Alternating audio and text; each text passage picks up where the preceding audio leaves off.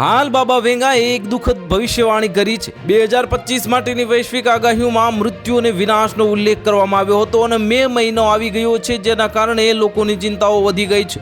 આ બાબા વેંગાની આગાહીઓ સંભવિત વૈશ્વિક અશાંતિના સંકેતો આપે છે, જેના કારણે તેમની આગાહીઓ સતત ચર્ચાનો વિષય બને છે।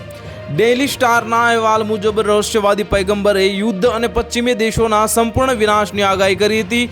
તેમણે કહ્યું હતું કે સિરિયાનું અસ્તિત્વ ખતમ થવાની સાથે જ પશ્ચિમ અને પૂર્વ વચ્ચે ભયંકર યુદ્ધ થશે। આ બાબા વેંગાએ કહ્યું હતું કે વસંત ઋતુમાં પૂર્વમાં એક યુદ્ધ શરૂ થશે, જેને ત્રીજું વિશ્વ યુદ્ધ કહેવામાં આવશે, અને પૂર્વમાં એક યુદ્ધ થશે જે પશ્ચિમનો નાશ કરશે। સિરિયા વિજેતાના પગે પડશે અને પણ તે વાસ્તવિક વિજેતા નહીં હોય।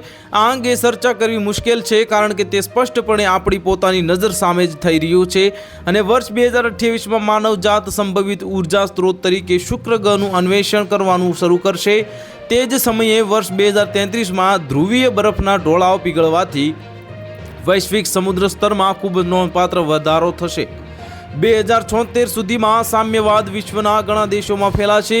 માનવજાત બહારની દુનિયા સાથે સંપર્ક સ્થાપિત કરશે, જ્યારે વર્ષ 2170માં અને વ્યાપક દુષ્કાળ પડશે, જે પૃથ્વીના મોટા ભાગને ખરાબ રીતે અસર કરશે। અને વર્ષ 3005માં પૃથ્વી મંગળ સભ્યતા સાથે યુદ્ધમાં સામેલ થશે, જ્યારે 3797માં મનુષ્યને પૃથ્વી છોડવાની ફરજ પડશે, અને કારણ કે તે રહેવા લાયક નહીં રહે, અને 5079માં વિશ્વનો અંત આવશે।